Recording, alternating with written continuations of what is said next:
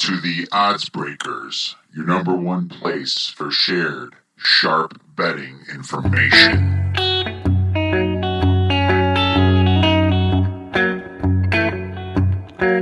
Have you ever had one of those days when nothing goes right? Your wife starts bitching about whatever it was she was bitching about last night. So you escape into the bathroom just to sit there on your throne. But after you finish your business, the toilet paper's gone. Well, it's a great day for me to whoop somebody's ass. It's a bad day, so you better get off of my back. You might get cold cocked if you cross my path. 'Cause it's a great day for me to whoop somebody's ass. It's a great day, my friends, because it's not last Saturday or Sunday. Welcome back to podcast 53 of 2019. I'm your host, Kiev O'Neill. You can tweet me at OBKiev. Tweet us at The Odds Breakers. Follow us on social media / The Odds Breakers. This episode is being brought to you by MyBookie.ag. For a 100% sign-up bonus, please visit MyBookie. Use the promo code The Odds Breakers. Terms and conditions apply. If you'd like to help us out with our costs and sponsor our podcast, we would love to help you out. Please visit theoddsbreakers.com, click shop, and become a premium member. For $17.99 a month, you'll get my plays and premium plays before the line moves. For $2 more, you can have all that and get the podcast a little early by becoming a patron subscriber. And if nothing else, please visit theoddsbreakers.com and become a free Picks newsletter subscriber. 10-10-2 in college football. 5 and 6 total in the NFL. We're 5-4 on sides, but our teasers didn't come through. We are 0-2.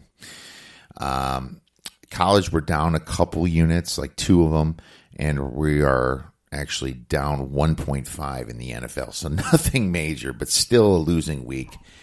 So it pretty much sucks. And a lot of crap happened this week that I'll touch on a little bit. But like we normally do, we're just going to cover some of the big changes here, the big games in college, a little bit in the NFL, recap that.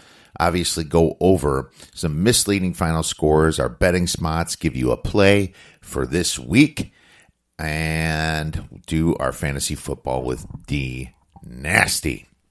And last week, for the Packers, the week got off to a nasty start because they lost to the Philadelphia Eagles 34-27, but they outgained them by about 150 yards.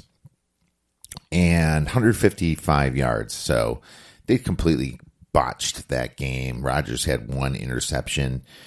The Eagles were really injured. They did not look good in the secondary. They really couldn't stop the Packers, but the Packers just somehow weren't that efficient, made some boneheaded decisions, didn't run the ball on 4th and inches on the goal, or 1st and inches on the goal line. 1st down, 2nd down, 3rd down, 4th down. Absolutely ridiculous. I don't know what the heck they were thinking there. LaFleur trying to get too cute, kind of like what Nagy does. But this was actually a game we were on. We bet the Eagles plus 4.5. So the week started out good anyway. As far as the Packers, they're still probably the team to beat in the NFC North since they already have a win against the Vikings and the Bears. But we'll get into the Bears a little bit. We can talk about the Titans beating the Falcons. Another huge upset right there, 24-10. Matt Ryan, I lean Titans. Matt Ryan, just this team, they don't try as hard. They do not try for some reason. I don't know why. When they do try, like when you saw them beat the Eagles, they can win and they can be good. But the coaching there is really bad. I'm sorry. The coaching there is just really, really bad. A.J. Brown had a huge game for them too. But the fact that he was left so open boggles my mind. It really does. Dan Quinn. Unreal. Man, the Bills really fought that game hard against the Patriots. Really fought hard. I gotta give them some credit on that one. The Patriots, I mean, they just when they hit Josh Allen, knocking him out of the game, I was just like, my God, that hit was egregious too. That was one of the ones I do agree with. I would say the officials get maybe 50% right on the helmet to helmet stuff. No, maybe a little bit less, but that hit was, he lowered his head. He deserved to be penalized on that one. That was kind of a brutal hit there, and that's the kind of thing that you do not want in the game. The Bills had a chance at the end of the game to kind of win it, but they just could not drive down the field. Plus, they didn't have their starting quarterback in. So Matt Barkley played, and he actually played decent, 56%. He had a 56 rating. He was 9 for 16, so it wasn't terrible for a backup. I thought Barkley did a decent job there, but Bills cover the spread anyway for all the bettors. The Lions against the Chiefs. I once again pointed out the Lions should have scored 5,000 points, but actually Stafford fumbles the ball, almost scoring a touchdown. There goes 7 points right there. Then I think the next Lions drive, Kerryon Johnson fumbles it at the 1 yard line, and then the Chiefs take it all the way 99 yards for a touchdown, which was a 14-point swing, and the Lions still only lose by 4. Man, I lean the Lions that game. But what a crazy game. And Chiefs, man, this was the game that they should have lost. I mean, are they going to go undefeated? I don't know about that, but this is the game they should have lost. The Raiders against the Colts. The Raiders jumped the Colts. Were up 21-0. The Colts just couldn't come back, did not have the sticks. Plus, this was one of the bets we lost because, there's two main injuries. I thought at least T.Y. Hilton would be back, and I thought Leonard had a chance. And both of them were out. The Raiders were desperate. Now they have to go face Chicago in London. Ugh, that's not looking good. And so they got their win. But at the same time, Mitch Trubisky's out for Chicago. But the way Chase Daniel played, well, we'll get into that right next here. We sent out Chicago as a premium play. It was over bet. If you look before the season, the Bears would have been clear favorites in this one by at least 4 or 5 points. And everybody and their mom was on Minnesota. And what did I say before this? What did I say? I said that the Bears didn't play preseason, and now they're starting to gel. Kirk Cousins does not win in big games. Everybody and their mom was on the Vikings, like I said. What do I always say about those trendy picks? Run for the freaking hills. Because a lot of times those are the wrong side. More than not, those are on the wrong side. Some guy just comes up with the Vikings look better than the Packers. They should have won that game. They beat them in yards per play. Yet the Packers were in prevent defense the whole second half. And that's, when I have to get into true misleading final scores, you have to make sure that a lot of that wasn't just garbage time, because it's not as misleading as you think if teams are playing prevent. Sometimes when the yards are, just as Ralph Michaels said on this podcast a couple weeks back, if the yards are more, it doesn't mean it's that misleading if the other team was kicking their ass at halftime. So That's when it's not as misleading. But the Bears, they are who we thought they were. And Chase Daniel did well, 22 for 30 for 195 yards. Now, Kirk Cousins was allowed to drive the ball and score that kind of garbage touchdown in the fourth quarter, and that's where he got most of his yards, 233 yards. But his QBR was 10 points less than Chase Daniel, and you wonder if that's going to be the start of an old quarterback controversy in Chicago. But right now, Kirk Cousins, I'm sorry, man. You are not worth all of the money that the Vikings have paid you. You like that? You like that? Let's move on to the next game here. The Dolphins against the Chargers. Dolphins are up just, it's actually pretty close. They're only up 17 to 10.5, but then 13 unanswered points covers the spread for the Chargers, and so many sharp people were on the Dolphins. That spread went from 16.5 down to 14.5-ish, and the Chargers cover. So lots of sharp people got smoked this week.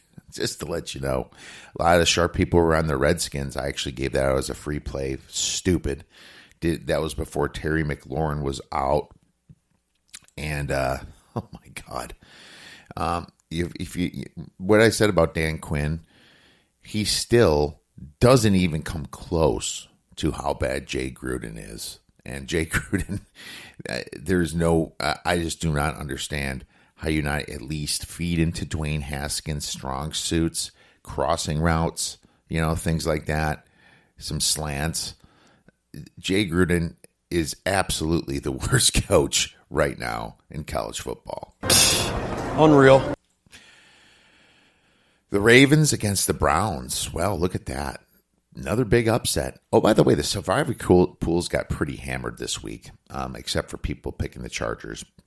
But I was actually on the Ravens in one of them. I have a couple entries left, thank God.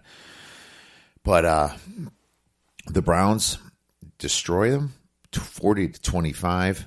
Nick Chubb, 165 yards, 3 touchdowns.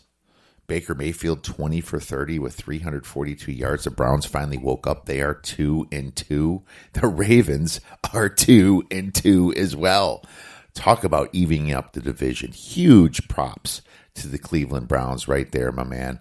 With all that talent, if they can start to gel under Kitchens, this is going to be a very, very interesting division, especially with Big Ben Roethlisberger out. Shout out to Rusey and Tubb over at Heavy Chalk. They're the big Browns fans.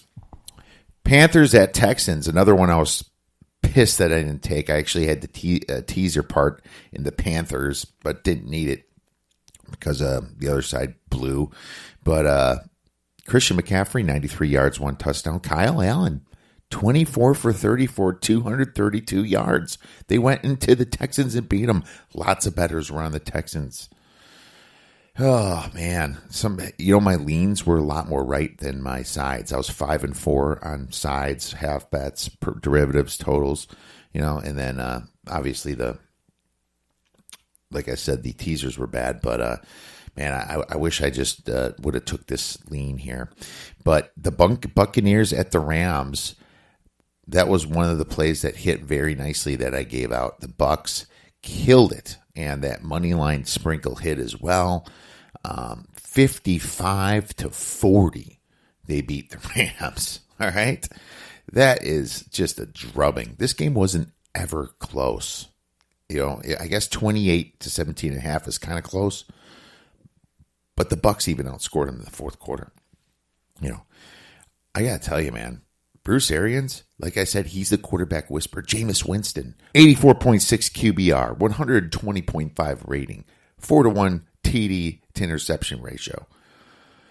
Nice. I mean, Jared Goff, 3 interceptions, 2 TDs. He had a lot of yards because they were just kind of trying to catch up the whole game. And only an 80.3 rating, 40.7 QBR. Even Ronald Jones hit 70 yards. That's something weird to say. Todd Gurley, 5 for 16 yards. Unreal. Next game, we have to look at the Seahawks against the Cardinals, and I was so close to that teaser. I needed the teaser, those Cardinals, to score that last touchdown, and they drove down to get the teaser. But it burned me, and it's everything I said before.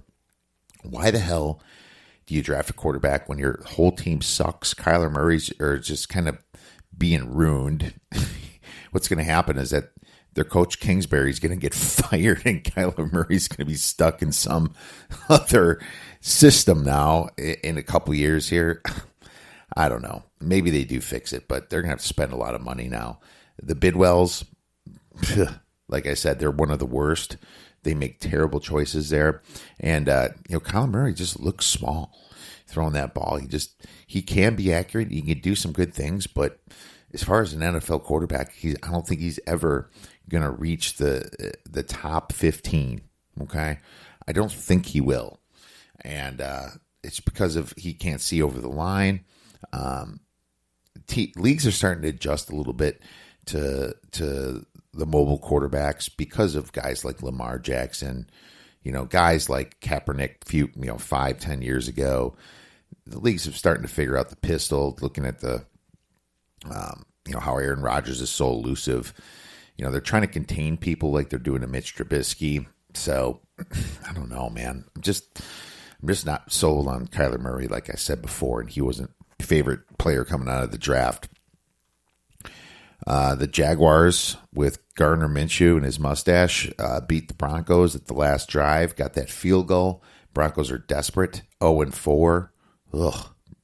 Vic Fangio, brutal. And I just never thought Fangio of a head coach of an NFL team. I still think he's probably the best defensive coordinator that money could buy, but I just don't think teams would rally around him. I think he's a little bit too stern these days. It's not like the 80s before, but the Broncos had a chance to stop the Jaguars, and they didn't. Gardner Minshew was awesome. Uncle Rico did a segment with him, and I think that just hyped up Gardner Minshew even more. And now John Elway probably feels like Idiot. Who's worse in getting quarterback talent, John Elway or Ryan Pace? That's what I wonder for the Bears. But probably should be a poll out there. I probably should throw it out there. Cowboys versus Saints real quick. Obviously out-coached there. Sean Payton is just so much of a better coach than Jason Garrett. I mean, Teddy Bridgewater didn't even have to do anything this game.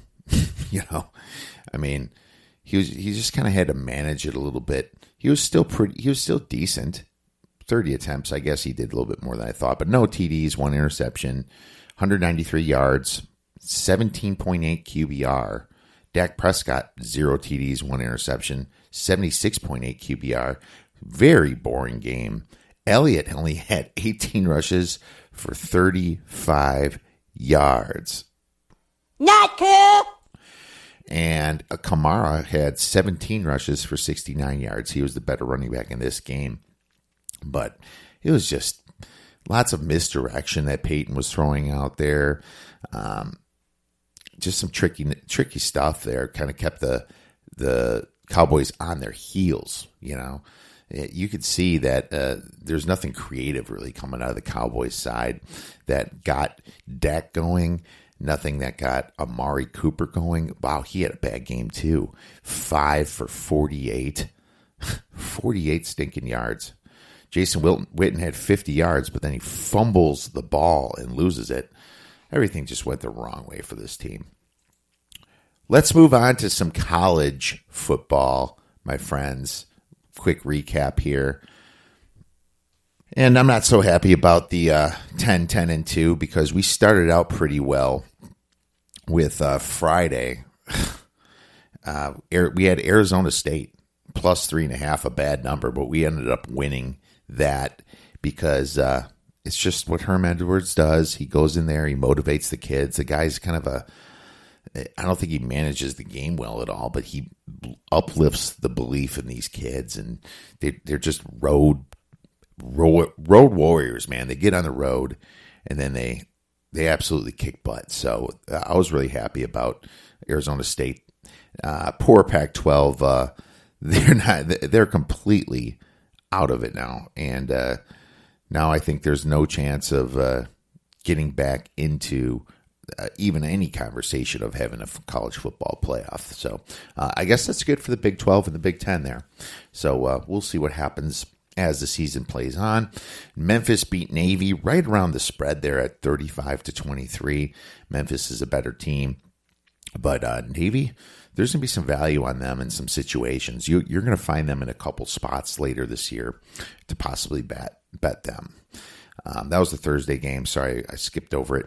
And Duke versus Virginia Tech. Before the game started, we threw a money line play on Duke. Really happy about that. It was only at plus 110 or so, but that turned out really nice. Duke is just, it was more of a fade to Virginia Tech. Duke is just a much better team. But Maryland versus Penn State. Can we just pretend that I didn't send out Maryland as a play? Well, it's a great day for me to whoop somebody's ass. How embarrassing. Just embarrassing. Everyone was so quick to move Maryland up because they beat frickin' Syracuse. Syracuse sucks. All right. Moving on to Saturday. Wisconsin versus Northwestern. And this was a pretty disappointing game. I mean, Wisconsin's only up 7-3 in the first half. Total letdown spot. So I didn't want to overreact too much, but it was a major letdown spot. So backers that backed Wisconsin felt it, but the Badgers, they were eventually up 24-3 before giving up 12 unanswered points. One of them was an onside kick. And I got to tell you, I'm actually an admin. I started this site called Badger Fans for Life on Facebook. So if you're a Badger fan, it's a pretty cool site. Badger Fans 4 Life, Wisconsin Badger Fans 4. And, people rant and rave, and it's already up to 3,000 Badger fan members, but people were just so pissed off in this game. But the truth is Wisconsin, they're kind of similar to Northwestern. I guess Northwestern would be our little brother, but they recruit the same, they play the same. Gary Patterson's, for some reason, always seems to outcoach Paul Chryst, and I don't know why that is. And so I wrote a quick little thing, and I want to read to calm some people down. I said, this Northwestern game wasn't pretty, but to be honest, it was a blessing in disguise. We found some deficiencies in our special teams, our passing game, and overall QB play. We're also outcoached a bit. I wonder if this is just Paul Chryst keeping it vanilla, experimenting, or just flat out missing the boat. Northwestern stacked the box and played lots of man defense. It's the perfect way to play Wisconsin or any team with a great running game and questionable passing. The Bears did not execute enough quick slants, crossing routes, and play action to beat man press, because that's what you have to do to beat man press. You draw the linebackers in, throw the slant, draw the linebackers in, get a nice crossing route which you can take off for a ton of yards. And obviously the play action is all a derivative of the running game, because they're expecting to run. The fact that they're just playing man and not zone, the wide receivers should be able to beat them off the step, right? They should be able to, especially in the middle of the field. Two safeties are back, get that ball out, and you're going to be fine. But Wisconsin couldn't do that. But at the same time, I said if you're going to be 4-0 this season, at this time you got to be happy, because we did beat Michigan and we did beat Northwestern. Northwestern, both those teams beat us last year, so should be happy. They're going into Kent State. Hopefully, work some things out before the Michigan State, then Ohio State game. So Those are going to be absolutely freaking crazy. I already set the line at Ohio State minus 10.5 against Wisconsin because I'm so freaking impressed with what Ohio State did. But I got to tell you, man, people were pissed, but like I said, this is just one of those games you play close. I mean, look at Clemson. Look at what happened to Clemson. We can move right into that. Clemson almost lost this game. They stopped the 2-point conversion, thank God, that Mac went for. And, covers a 21-point spread. This was just a deadly game for Clemson, and I'm not going to overreact too much, but huge props to Mac Brown at North Carolina. He's got some of those kids believing over there. He's got some belief going. So what a fantastic job he's doing over there. And I still love Clemson. Trevor Lawrence is amazing, but this team is not as good as last year's team right now. They're not. They're still a top 3 team. And I struggle where to put everybody now in the top 4. I'll get into that in a little bit. But they just don't have the defensive weapons that they had last year. And their offense just isn't quite gelling. And I think it's partially because Trevor Lawrence is, he came in with something to prove last year. This is somewhat of a letdown year. Doesn't mean they're not going to win it all. So don't get all pissed off and send me tweets, Clemson fans. Still awesome. Then Alabama started out kind of weird, losing the first quarter. They were down 10-7 in Ole Miss. Then they turned on the gas, scored 31 unanswered points in the second. Alabama, then they, prevent, give up 21 points in the second half. But Alabama's defense still isn't quite as good as it was, and I think it's because their injuries. But Tua's awesome, and Ruggs is awesome. I mean, they're still a great team. Najee Harris looks awesome, though. Brian Robinson Jr. Yeah, Alabama's fine. The question is, how good is this LSU team on their side of the bracket? Because that's the only team that they really have to worry about in the SEC West. Ohio State versus Nebraska. Well, it's a great day for me to whoop somebody's ass. Can we also pretend that I didn't give out Nebraska there? 48-7, 38-0 at half. Justin Fields just looks Heisman-ish right now. 15 for 21, 212 yards, 3 TDs. Dobbins had 177 yards. Might as well throw him right back into the Heisman contention. Nebraska had 3 terrible turnovers. Adrian Martinez, 0 touchdowns, 3 picks. So that's the story right there. Ohio State Chase Young just looks amazing. You need 2 people to block him. The best defensive end in football. Just unreal. I mean, Nebraska, night game day over there, and this is what you show. Nebraska's defense is still really bad. Now, Nebraska's still a dangerous team, like I said earlier. But, I mean, they were outclassed against Ohio State. And I think the only team in the Big Ten that has a chance is Wisconsin. And I still, at Ohio State, give them a 10.5-point deficit. Brutal. But, hey, I think it's time to quick go over my top 4 teams, and I changed some things. I have Bama at number 1. I have Clemson at number 2, and I have Ohio State at number 3.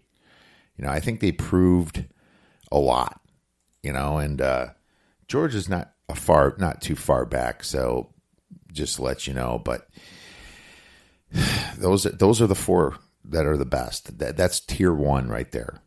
And then, LSU, Oklahoma, Auburn, Wisconsin, Notre Dame is tier 2. So, but definitely those are the 4 playoff teams that you're looking at right now, unless something crazy happens. But Justin Fields looks the part, and I'd be very scared to play Ohio State if I was anybody. All right, what do we have next? Oh, just real quick, Oklahoma. They're just blowing teams out, as you'd think. But they haven't had a tough game yet, really. So, it's just they're very good. But playing teams like Houston, only winning by 18. South Dakota State, UCLA, and Texas Tech, nothing convincing there. Wait till you play Texas, Iowa State, Kansas State, at Baylor, at Oklahoma State before I say anything about this. But they're going to have a stinking loss, and you don't want to be caught betting Oklahoma when they do. But right now, imagine if you had a Jalen Hurts versus Tua Tagovailoa championship game. What a story that would be. Yet at the same time, it's still the same two teams. So part of me wants to see it and part of me doesn't. Auburn versus Mississippi State. Should have bet Auburn. I was leaning so hard, but I had so many bets going and I didn't. But like I said about my leans, they're a top 10 team for sure. They look amazing. Bo Nix looks great. He's kind of, that freshman that looks almost to Justin Fields status, but not there yet. But he's 16 for 21, 335 yards, 2 TDs. Yeah, he's looks pretty good. Notre Dame took care of Virginia and covered the spread. Had to stay the hell away from that game, and thank God I did. We don't need to talk about Washington versus USC, do we? Michigan, like I said on the podcast with Kyle Hunter, this is a spot you do not want to go against Michigan. I don't know why I didn't bet it. I guess my power ratings had it at 25.5. But Rutgers, it got their coach fired 52-0. Chris Ash is fired, and their offensive coordinator went with him. What are they going to do for play calling this next game? Are they even going to play? This is going to be an interesting situation here. I think, a lot of times you want to bet the team that just lost their coach because the players realize that they got their coach fired and they want to show that they can play and kind of just huddles the team up for the next game. It happens all the time. But now that the offensive coordinator is fired, I think a little bit more about this one. UCF destroys UConn, but does not cover the spread due to some garbage touchdowns. Texas A&M with a scare against Arkansas. Woof. Oh, my goodness. How can you keep Texas A&M ranked if they only can beat Arkansas by 4 points? Arkansas just lost to San Jose State. Brutal. Remember when we said Kansas State is a public dog? Stay away from public dogs because we bet Oklahoma State as a premium play and easily covered that one. Kansas State had some garbage touchdowns. Kansas State's schedule was absolutely terrible. It's just you just got to look at what these teams really are.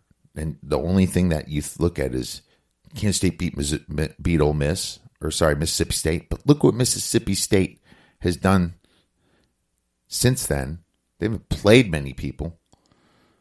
You don't just go by that, and you'll also look at that box score and see that Kansas State was outgained that game. That was a fallacy. Perfect betting spot for Oklahoma State. Congrats to all you guys that saw that, listened to the podcast, and bet on that. Michigan State was in a tough one with Indiana. Didn't touch that game. Oh, Northern Illinois versus Vanderbilt. I am so pissed off. This game started us out bad. Their coach, Tom Haddock, with 2 minutes left in the game, scored a garbage touchdown and went to cover the spread by going for 2, even though you jeopardize losing the game rather than just being down by 7. If you miss that, you're down by 8. Just to cover the freaking spread. I was on Vanderbilt. Lots of people were on Vanderbilt. This was absolutely devastating to bettors because it was a large play. That's how my Saturday started out. Can you freaking believe that? But remember this. It looks like Tom Haddock is going to try to cover spreads. I kind of like the fact that he did that, even though it burned me. I kind of like it. Something to look out for. A couple other coaches like to cover spreads, but this was serious. You jeopardize your freaking game there. You know, if you get the onside kick and score a touchdown and miss that last 2-point conversion, you screw your team. You kick the easy extra point, you score a touchdown, kick an extra point, you're in overtime. What the hell was that? Unreal. But at the same time, I kind of like it. I don't know why, I just kind of like it. Whatever. It burned me. Doesn't matter. Very, very interesting there. With 2 minutes left. Going for 2, just to be down 6 instead of down 7. Absolutely bad shit. TCU. They hit the over by themselves against Kansas. And I thought the weather was going to affect that game more, but it didn't. Kansas is just so bad. TCU didn't have to do anything. Alex Delton only threw 15 passes. Okay. Almost like to Army type numbers. Triple option type numbers. Toledo beats BYU at the end of the game, 28-21. And let's move on to Temple. Like we said, gave out that play a week ago. Temple destroys Georgia Tech. Gave it out on the podcast. It was a perfect spot for them. But we might have something opposite now coming in for Temple. You just wait for that. Wake Forest only beats Boston College by 3. I took a late play on Wake Forest and I regretted it. Baylor takes care of Iowa State. Now, we didn't play this. I didn't play this side. Last sharp money hit Iowa State and then a couple sharps like Baylor. Kind of bounced around a little bit, but it told me to stay away from this game. But I do have something on Baylor, if you remember. They're at 4-0 now. We have them at 26-1 to win the Big 12, and all they need to do is get to that championship game where we can hedge the hell out of that and make some money. I guess if they play Oklahoma, you're probably going to have to lay minus 400 or something. But let's just hope that some chaos happens. And, we can make a little bit more than less. It'd be nice to see Baylor actually favored in that game if something crazy happens. But we'll be trying to fade Oklahoma. We'll root against them, not trying to fade them. We'll be rooting against them. Nailed the Minnesota versus Purdue. Nailed the over. Nailed the side. Premium plays. Huge there. Those were easy. The over was 54. I was like, what the hell? That was an easy one. Here's a letdown spot that didn't happen. Appalachian State, after beating North Carolina, covers the spread against Coastal Carolina by 5 or 6 points. I would have bet Coastal Carolina, but I'm glad I didn't. I kind of stayed away from some of those. Now, to be honest with you, I would have won a lot more if I bet all the letdown spots that I went over last week. But this one is one of them that didn't hit. UMass beats Akron. Wow. I mean, you thought UMass was the worst team? Now Akron goes into UMass favored by 7.5 points, and UMass beats them outright. What an absolute embarrassment. Akron. Just an embarrassment. That's terrible. Cincinnati destroys Marshall. And Cincinnati was in a look-ahead spot, but Marshall just isn't that good. I pushed the Liberty versus New Mexico. Troy versus Arkansas State went way over, was on that over for premium plays. Oh, Stanford versus Oregon State. Freaking Stanford. Let's Oregon State back in the game with 21 points. We had that under nailed. Now we pushed it at 59. Stanford, my God. Then they kicked the field goal at the end to win. I was hoping they were going to freaking miss it. I don't care if I would have lost that bet. I was so pissed. Florida State, big premium play for us, hit against NC State. Was happy about that. Utah State had some troubles against Colorado State, but they're looking ahead to LSU. Houston, we had the worst. This is one that worked opposite for us. We actually had some great, terrible line value. Before Derek King announced he was sitting out the rest of the year, we took Houston minus 2.5, and then all of a sudden they're 7.5 point dogs on game day against North Texas. But we won the bet anyway because Houston kicked their ass. It's nice to see that happen opposite for once when you don't have line value and they win. But because I'll tell you this, man, I was on Wyoming versus UNLV. We took under 51. The thing went all the way down to 44, and thank God I bought back for half to try to middle that. And, well, needless to say, the total went to 70. So, I mean, talk about line value going the opposite way. But that happens in college football, as we know, with some bad weather there. But UNLV's defense absolutely sucks.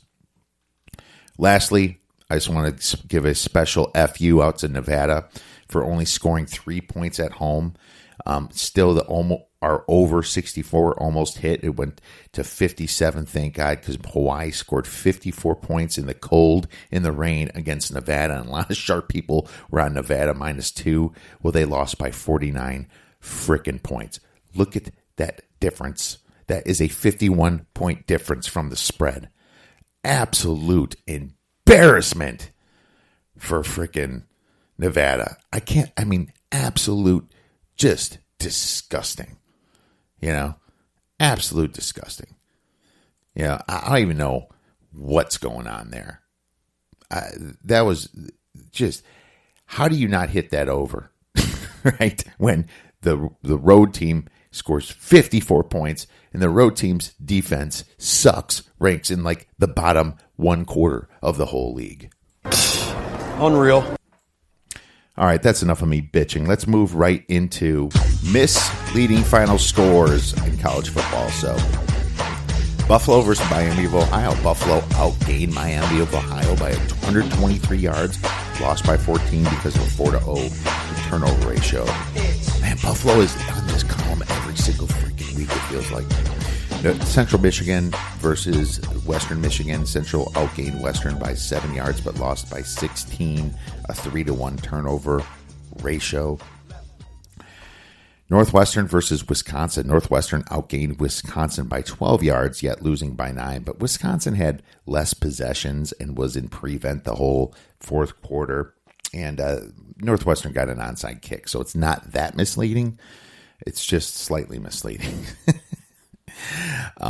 Texas A&M versus Arkansas. Arkansas outgained A&M by 55 yards, won the turnover battle, and still lost the game by 4. Ugh, that's just efficiency problems right there.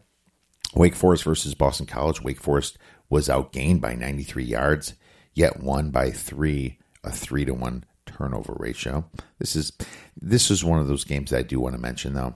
Not that misleading because Wake Forest had control of the game. Delaware versus Pitt. Pitt outgained Delaware 443 yards to 170, yet they only won by 3 points. That's misleading. When you only win by 3 points, but you outgain them by over twofold, that's misleading. Virginia versus Notre Dame. Virginia outgained Notre Dame by 16 yards, yet lost by 15. 4-1 turnover ratio. 4 rushing yards for the Cavaliers is brutal. 4 stinking rushing yards. But that's a little bit misleading right there. Stanford versus Oregon State. Oregon State outgained Stanford by 148 yards, yet lost by 3 points. A lot of those yards were garbage time in the fourth quarter, but at the same time, Stanford was bad just to let them back in. So I'm going to give a little bit of props to Oregon State and put that as a slightly misleading. Houston versus North Texas. North Texas outgained Houston by 93 yards with 0 turnovers, yet lost by 21 points.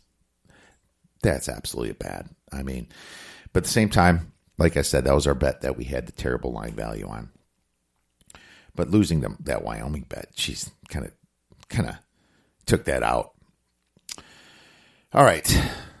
College football week 5 betting spots, my friends. And I got to tell you right now, there are not a lot. There's a lot of buys out there. Wasn't a lot of upsets, really. I guess ASU upset Cal. It wasn't a huge upset, but ASU has a bye, so no spot there. Oklahoma State at Texas Tech, I suppose, is a letdown. Letdown because, I think Kansas State was, supposed to be a pretty good team, but I don't know. That's the best I got, really. Maybe fading UMass. They got their win.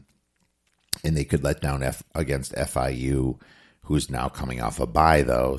And so FIU could destroy this team.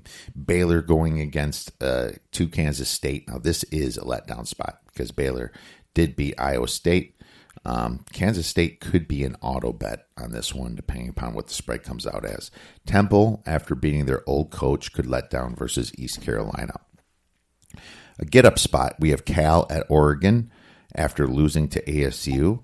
We have Virginia at Miami after losing to Notre Dame. Marshall needs to get it right against Middle Tennessee State after that drubbing hosting Cincinnati. Kansas State, they better get it right against Baylor after losing to the Pokes.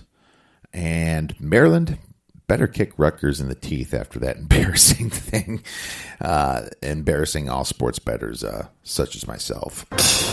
Unreal. Look ahead spots. Wisconsin could be looking past Kent State to Michigan State. Michigan State has a very brutal next 3 games. I mean, brutal. So, yeah, we'll wonder how they get out of that one alive. I think Ohio State's one of them. I think Penn State's there, and Wisconsin. Oklahoma could be looking past Kansas to Texas.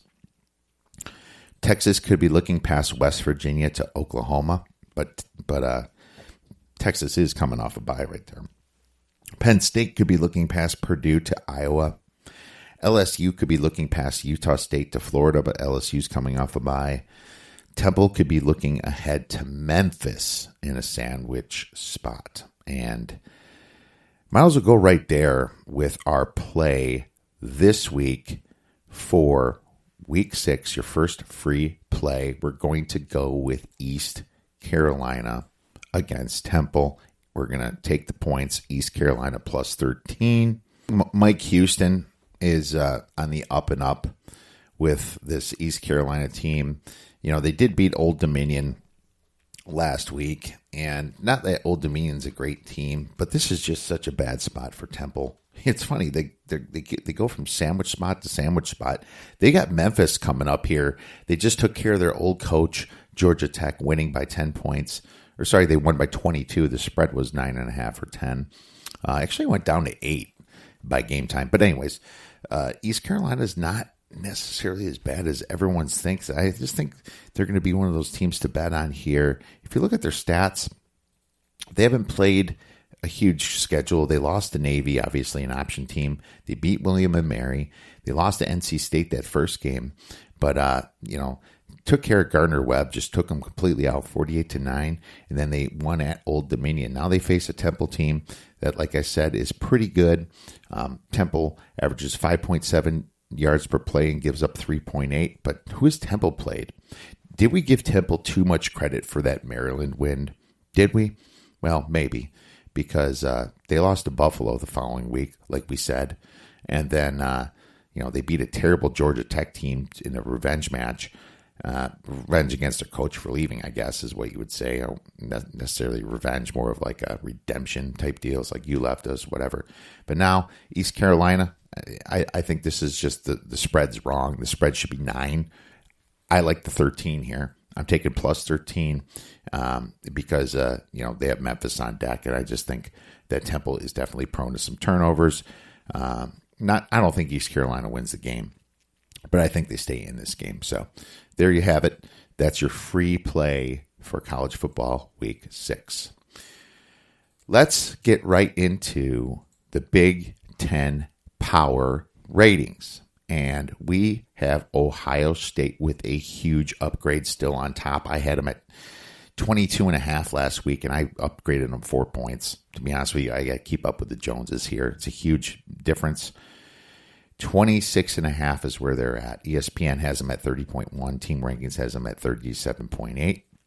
Wisconsin's slight downgrade from their performance against Northwestern. But like I said, it was a letdown spot. Northwestern plays them tough, so I'm not going to overreact too much. Just took them down a quarter point to 18.25.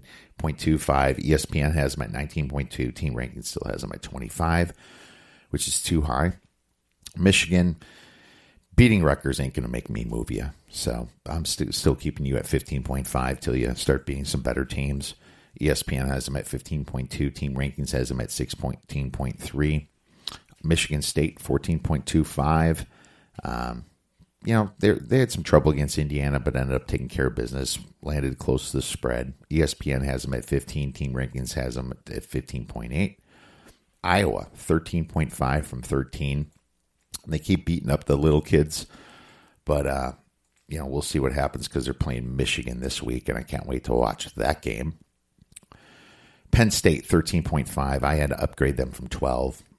Penn State destroyed Maryland, but I was too low on them. I still don't think they're nearly as high as team ranking has them at 26.3 and ESPN at 22.5. They still haven't played anybody. Might have to fade them. We'll see what happens. They're playing a very injured Purdue team. Minnesota didn't play.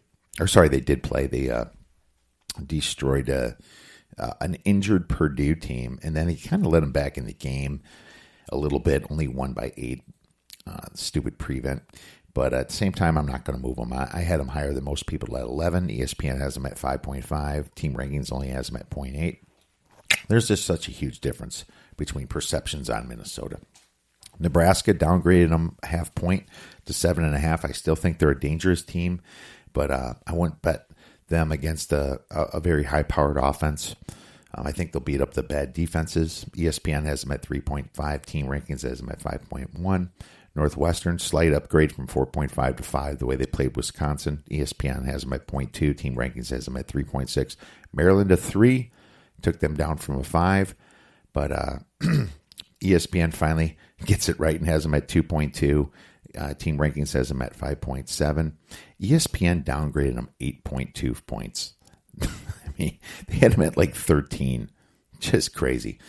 Purdue, downgrade to 1 point and might even go down more depending if Sindelar and Rondale Moore is going to play. Those are their best 2 players, and they're very injured. ESPN has them minus 2.3. Team Rankings has them at minus 2.3. Illinois had a bye week. I still have them at minus 2. And Rutgers, just garbage, fires their coach, and they're down to minus 11. Yeah, they also fired John McNulty, their offensive coordinator. All right. Well, there's your Big Ten power ratings, and hope you enjoyed it. You can check out the Big Ten power ratings on our website at theoddsbreakers.com, along with lots of free plays. To mention that I'm going to be in San Diego at Pacific Beach for a week with the family, starting Wednesday, actually, but I will have the second podcast out to you and probably have to record a couple of them since we're going to be there 8 days in San Diego, so you're going to get a dumbed-down version of what we do, but we're still going to give you all the same information that's important because I have to do that research for my power ratings as well as the next week's betting slate, so I'm going to share it with you as usual. And just to let you know, for next week, it's not going to be a long podcast. It's probably going to be shortened, a little bit dumbed down, but you're still going to get some great plays from the odds breakers. All right, let's get into fantasy football with our guy D Nasty. Now it's time for a little fantasy football week 5 to prepare you with your information for key injuries, your waiver wire busts, trending up, as well as our Nasty Sleeper of the Week. And we got our guy D Nasty back to help break it down. This segment is sponsored by Thrive Fantasy DFS. Please go to theoddsbreakers.com/Thrive-DFS for a $10 deposit bonus. If you want to just try it out, throw $10 down. They'll give you $10 just to try it out. So it's a DFS for props. People seem to like it a lot. Give it a shot. Dave, how the hell you been this week, my man? Good. Welcome back, Fantasyland. Yep, welcome back. And this week, I got to tell you, it's not too much action going on. I don't know why. Just not a ton of bad injuries. There's a few out there that we'll cover, of course. But just got done watching that Pittsburgh Bengals game. And this was one of the worst Monday Night Football games I've seen in a long time. Andy Dalton, he looked like he just freaking didn't give a shit whatsoever. He just did not care. Did you see his expression? I think the dude got sacked like 8 times. You know, he's absolutely disgusted with his team, as he should be disgusted. They have a terrible offensive line. Joe Mixon's doing nothing in fantasy. Tyler Boyd had a terrible game. I don't know how you can start these guys, And it's not like Pittsburgh's D has been good all year, Dave. These Juju Smith-Schuster got me 3 freaking points, But the good thing about me is I was up 3 points playing against Andy freaking Dalton. So I actually won the league this week. I thought it was dead in the water. But apparently the Bengals pulled a Nevada and only scored 3 points as well this week, burning all the total bettors of the over, including myself. That thing went up to 45 from 43. So just don't know in the NFL. But anyways, what's more important is fantasy football. So, Dave, we have a few bye weeks, don't we? We do. This week on bye are the Dolphins and Detroit Lions. The Detroit Lions actually been playing really well lately. Almost beat the Chiefs this past week. So you want to get a couple of those guys out of your lineup. You might have Kenny Galladay. You may have Matthew Stafford or Kerryon Johnson. So get them out of your lineup if you have any of them. I assume you probably don't have any Dolphins in your lineup. If you do, well, your team's probably not that very good. So, but there is Kenyon Drake and Rosen as well. So either one of those guys probably, maybe even Preston Williams. He's a nice little rookie sleeper that's been playing pretty well as well. But I would get all those guys out of your lineup this week if you have any of them. Yeah, Devontae Parker did pretty well as well. So, but yeah, man, Galladay, dude, that guy has been an absolute beast in fantasy. He's been, for the Detroit Lions, he's in the top 1, 2, 3, 4, 5, 6, 7, 8, 9, 10, 11 players for wide receivers. So he's actually been a wide receiver 1 type numbers here. And so and obviously Kerryon Johnson. The Lions, man, it's like I always freaking say, when you're down on the Lions, they do good. When you're up on the Lions, they suck. It's impossible to bet their season win total. This team drives me absolutely nuts, but their defense is looking better. I wonder if they're better than the best teams in the NFC North. I wonder if they're better than the Packers or the Bears. They could be. I don't know. We're going to see what happens here. I mean, obviously the Vikings have a lot to work out, but right now the Lions, yeah, they're tough, and the NFC North is definitely the best division. Let's get right into key injuries. Mitch Trubisky, Chicago Bears will most likely miss this next game in London against the Raiders with a dislocated shoulder and partially torn labrum. Now, this is not that big of a deal because he was having a bad year and Chase Daniel came in and managed the game pretty well. But, it's always different when a quarterback starts. But at the same time, thank God it's the Raiders. This would have been a good game for Mitch to kind of get his head out of his ass and start playing well and get some confidence. But unfortunately, he's not going to be able to do it against the Raiders, and he's going to have a tough slate of, when he comes back, opponents. So we'll see what happens there. Josh Allen and concussion. We'll see what happens during the week. You know how concussions are. You ain't going to know anything till Friday, Saturday, possibly game time decision on that. Christian Kirk has an ankle. Don't know how bad it is. Devontae Adams has turf toe and is doubtful to play next game. TJ Hawkinson has a nasty concussion and a shoulder injury. I'm thinking the way he's stayed on the ground, he's going to be out next week. Well, actually, they have a bye week. But this one could linger a couple weeks, is what I'm trying to say.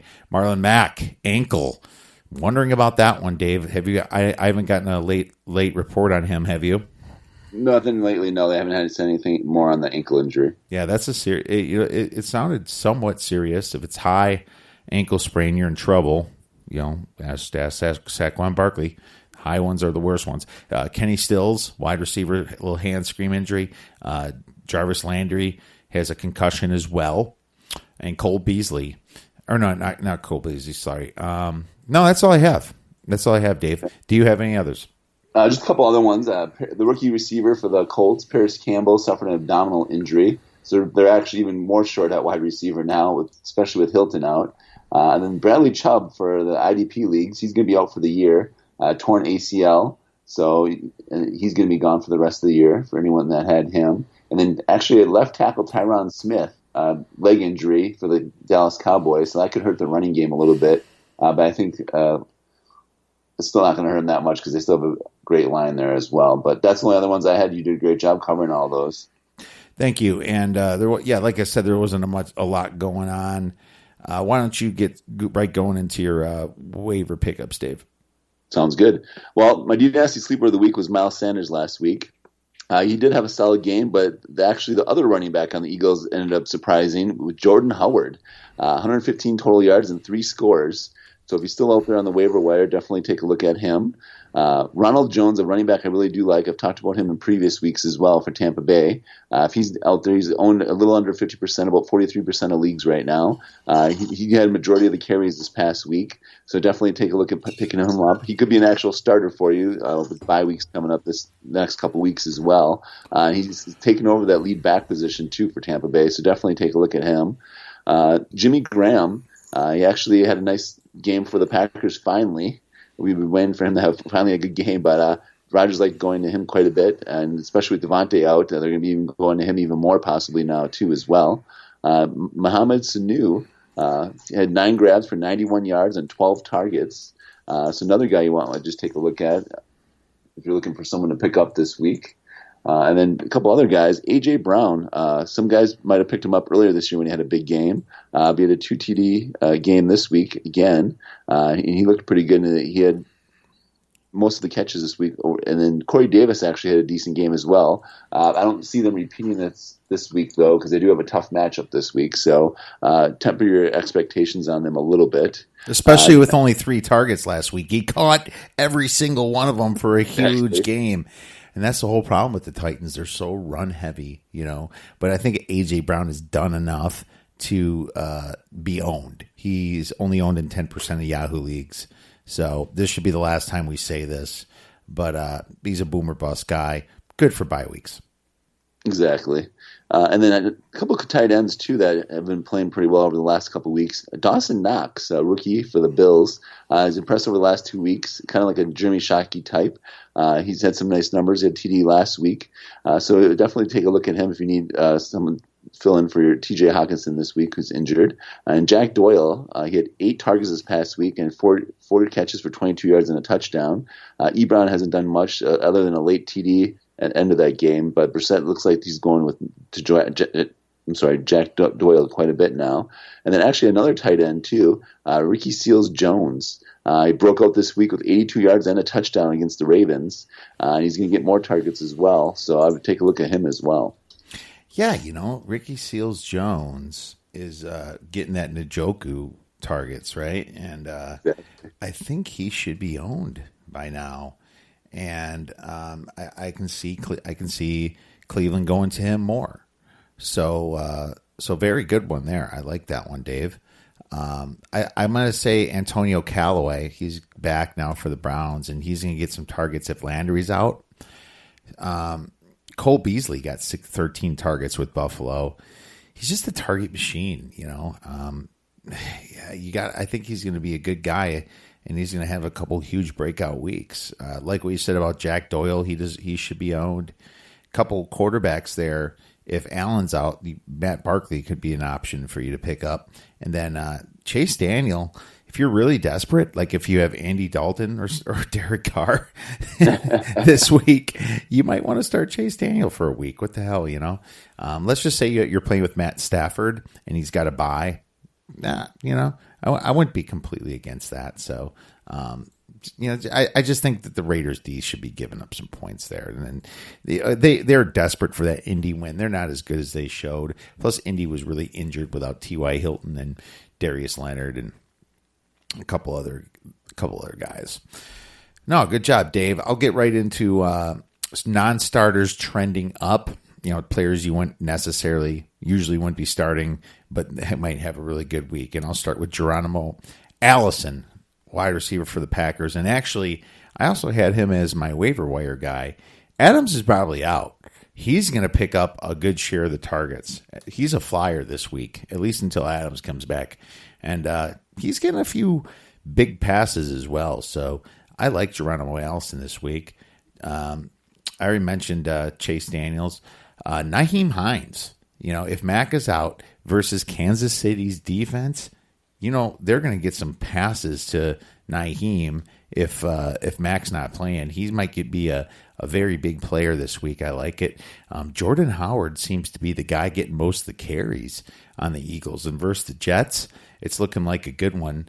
Very possible they're running the second half if they have a good lead over there in Philly land. Will Fuller versus a banged-up Falcons D. I have him as a starter this week, maybe a flex, for trending up. Jacoby Brissett versus the Chiefs. I think he's due for a bounce-back game, especially if T.Y. Hilton's playing. Kyle Allen, I tell you, man, he's doing pretty good for Carolina, and he's going to be throwing to a Jalen Ramsey-less Jags team, throwing against that defense, and all his throws to Christian McCaffrey kind of help too. So Kyle Allen's an interesting quarterback there. I probably like him in the long run better than obviously Chase Daniel, but Kyle Allen should be owned if you're desperate for a quarterback. Now, I had Andy Dalton down versus the Cardinals' brutal defense, but to be honest with you, I don't even know what the hell to think about that. How bad his face looked tonight at Pittsburgh. But he gets paid, and he has to try to at least succeed so he can keep his starting job and or be traded to another team. So I expect him to at least start out good, and if they're winning, he's going to have a good game against the Cardinals. So maybe it's not the week to trade Andy Dalton since he's playing the Cardinals. Dave, who do you have for non-starters trending up? One of the guys is actually Ben Watson for the Patriots. They're playing the Redskins, so I do look for him to have a big game this week. He's coming off of suspension. He's going to start for the Patriots now, so he could be the fill-in for Gronk now. He could take over from Lacoste, so I do like him this week. I do like Sony Michel as well. He's struggled a little bit the last couple of weeks, but I look for him to have a big game this week as well against the Redskins because I see them being up early. I do like Jacoby Brissett and Naheem Hines as well, just like you did, and Jack Doyle as well because they're really short at receiver now, especially with Paris Campbell out. So I think Jack Doyle could actually have a really good week. Him and Ebron, I would upgrade both of those guys.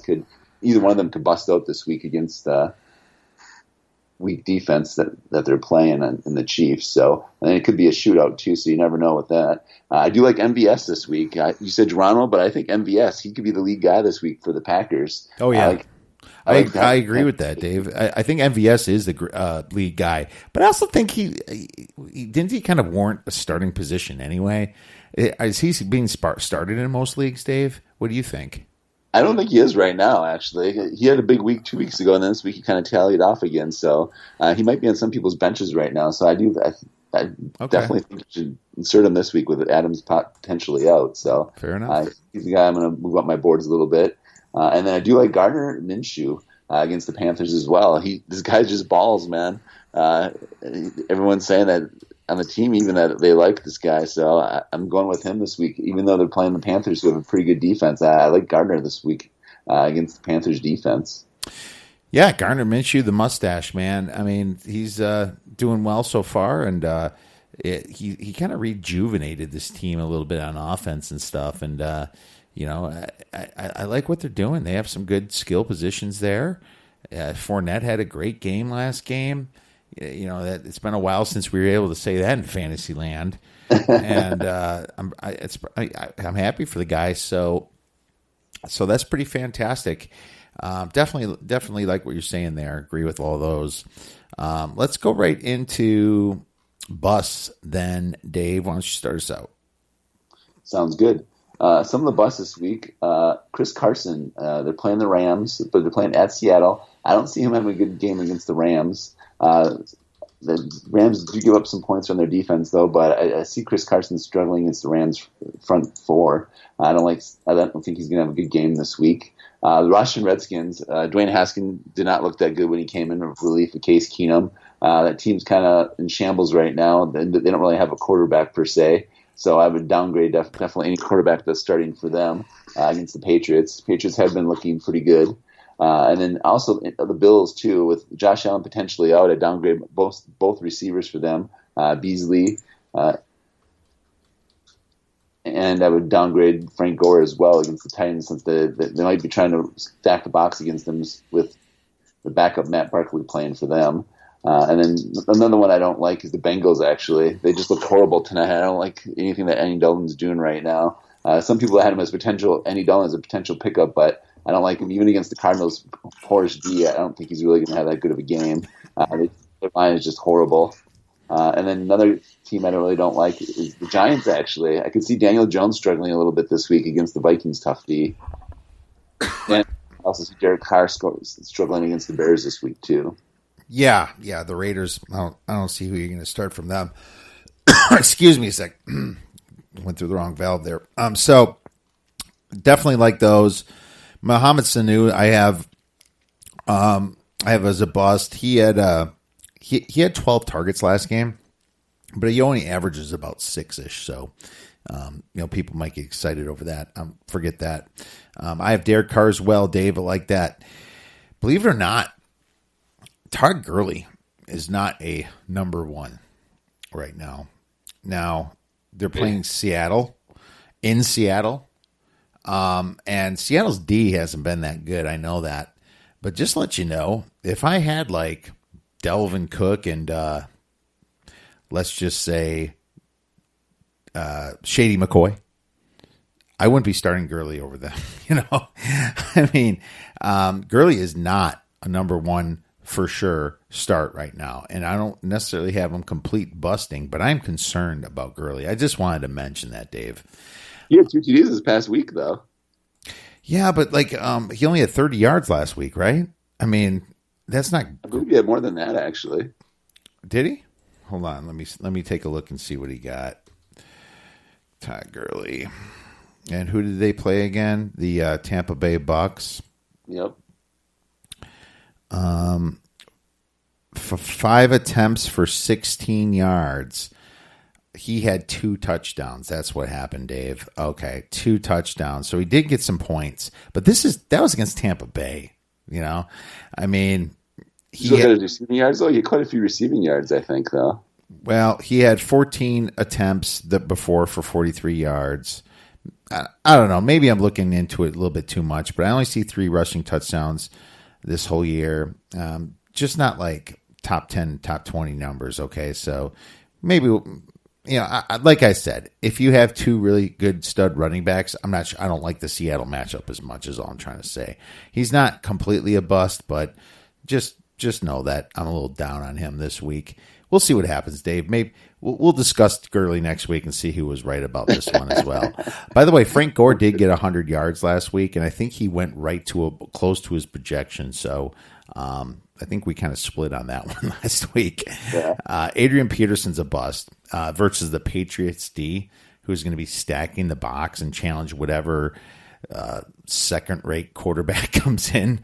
Yeah, forget Adrian Peterson this week. He's not doing anything. Ronald Jones versus the Saints' huge defensive line. The Saints' D-line looks beast. They stopped Ezekiel Elliott to 1.9 yards per rush, like one of his lowest ever. Saints D-line is serious. Once your boy Breeze went out, they stepped it up.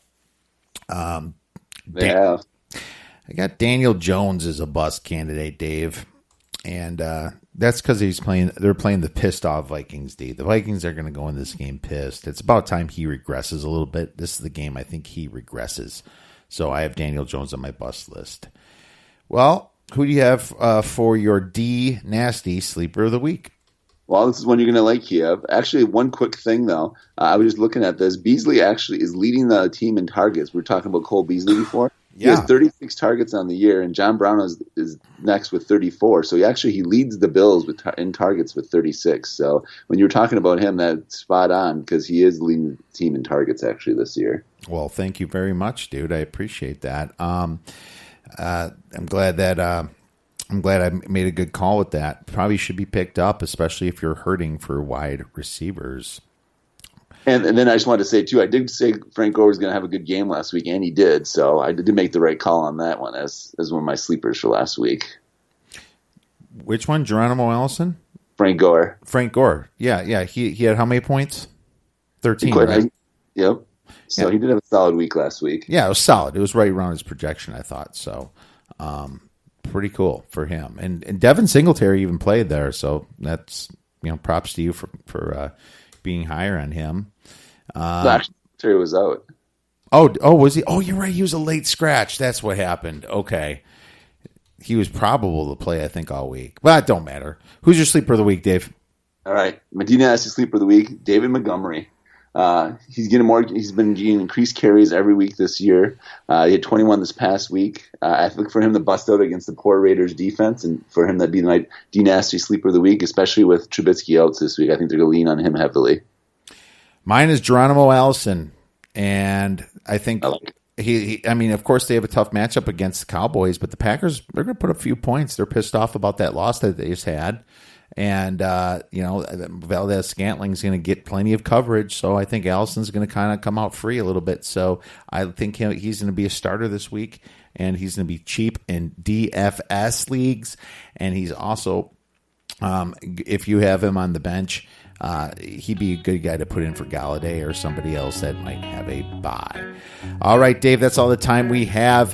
Thanks very much for coming back as usual. We're going to read off your fantasy next week for when I'm in Mission Beach.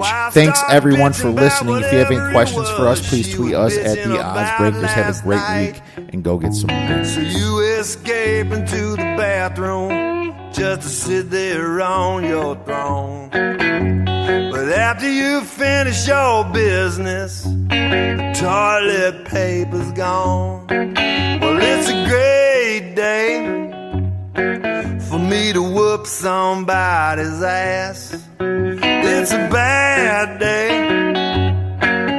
so you better get off of my back. You might get cold cocked if you cross my path. 'Cause it's a great day for me to whoop somebody's ass. Well, I was running late for work, so I poured me some coffee to go. And just before I had a flat tire, I spilled it all over my clothes. When the highway patrolman pulled up, I thought the help was on the way. But when he saw that tire tool in my hand, he shot me with pepper spray. Well, it's a great day for me to whoop somebody's ass. It's a bad day, so you better get off of my back. You might get cold cocked if you cross my path. 'Cause it's a great day for me to whoop somebody's ass. When I finally made it to work, I was 15 minutes late. I told my boss about the flat tire, but he fired me anyway. So here I am in the parking lot, just waiting by his Corvette. I'm gonna give him a goodbye present that he never will forget. It's a great day for me to whoop somebody's ass. It's a bad day, so you better get off of my back. You might get cold cocked if you cross my path. 'Cause it's a great day for me to whoop somebody's ass. I had to sing it with my eyes closed to hide my shame.